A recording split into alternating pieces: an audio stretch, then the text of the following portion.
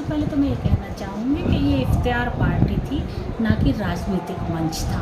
तो मैंने नेताओं को तो किसी को नहीं बुलाया, मैंने कार्यकर्ताओं को और अपने जो कार्यकर्ता भी क्या कहूँ, मेरे परिवार के सारे सदस्य हैं पूरे ही मेवात क्षेत्र से, चाहे वो नगर हो और यूपी हो, हरियाणा के भी कुछ लोग आए हैं और अपने कामा के तो विशेष तौर से, क्योंकि जो भी आदमी हमारे इलेक्शनों में हमेशा या हमारे सुख दुख में शामिल होते रहे, मैंने उन लोगों को बुलाया और इफ्तियार का मतलब भी यही होता है। मैम 3 दिन बाद अभी ईद है, तो लोगों से क्या कहना चाहते हैं? मैं आपने बिल्कुल सही याद दिलाया। मैं इस टाइम पे देश में और प्रदेश में सभी वासियों को ईद की बहुत बहुत मुबारकबाद देती हूँ और उन सबसे यही कहना चाहूँगी कि आप लोग अमन चैन से रहें, भाईचारे को कायम करें। मैम क्षेत्र में चुनाव के दौरान लोगों में नाराज़गी और जिस तरह आज मैंने देखा है, तो आपकी भीड़ दिन प्रतिदिन बढ़ती जा रही है, तो इस पर क्या कहोगे? भाई मैंने आपसे पहले भी कहा था कि ये भीड़ नाराज़गी मुझसे नहीं थी, वो क्रिएट करी गई थी।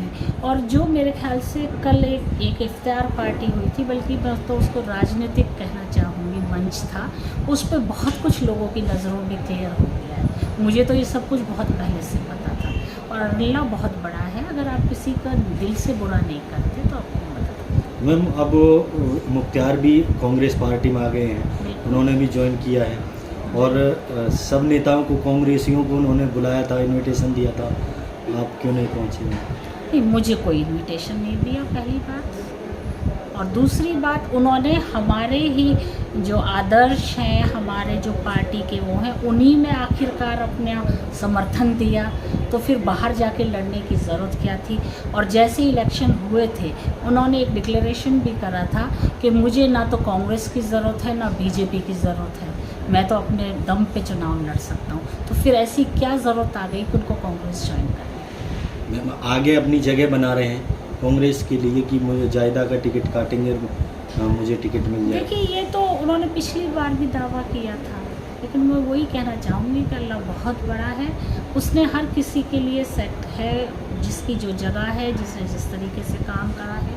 और आदमी को कभी भी बड़ा बोल नहीं बोलना चाहिए, अगर आप ऊपर को थूकोगे तो वो आप ही के ऊपर आ जाएगा। मैम लोकसभा 2024 का चुनाव, अगर आपके प्रत्याशी यहाँ से संजना जाटव चुनाव लड़ रही हैं, तो कामा क्षेत्र से कितनी वोट आप यहाँ से दिलाएं? हमने तो हमेशा ही कांग्रेस पार्टी, चाहे मैं जीती हूँ या मैं हारी हूँ, उससे मतलब नहीं है, हमेशा ही कांग्रेस को लीड देके भेजा है कामा से।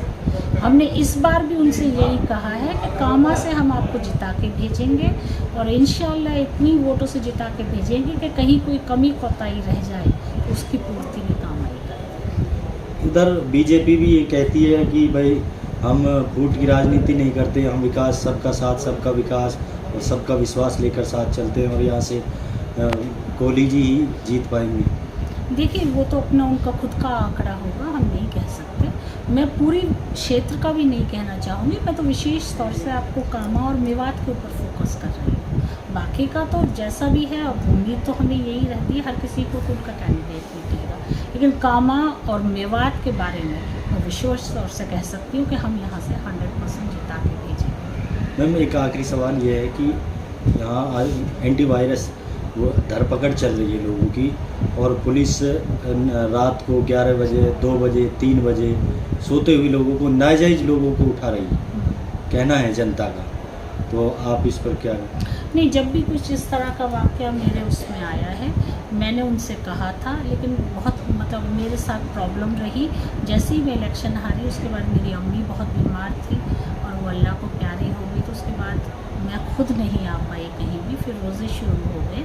लेकिन हमने ये तय करा है कि जैसे ही अब रोज़े ख़त्म होंगे और इलेक्शन ख़त्म हो गए, दोबारा से अगर अपना सर्च का शुरू करेंगे तो हम निर्दोषों को तो नहीं पकड़ने देंगे। और जब निर्दोषों को लिए हमें चाहे सड़कों पे उतरना पड़े, चाहे धरना देना पड़े, हम उसके साथ हैं। और हमारे महबूब लीडर आदरणीय सचिन पायलट जी भी हमारे साथ हैं। कल सचिन पायलट की नगर में सभा है, तो आप वहाँ पहुँचेंगे या नहीं? बिल्कुल पहुँचेंगे, और अपने दल बल के साथ। तो आखिर में जनता से क्या कहना चाहते हैं? मैं तो यही कहना चाहती हूँ कि आप लोग अपने भविष्य को देखते हुए सब चीज़ों को देखते हुए इनके बहकावे में नहीं आए बीजेपी के में। आप लोग कांग्रेस को चुने, भाईचारे को चुने, और जो सदियों से भाईचारा चला आ रहा है अमन चैन का, उसको आप लोग सपोर्ट करना चाहिए।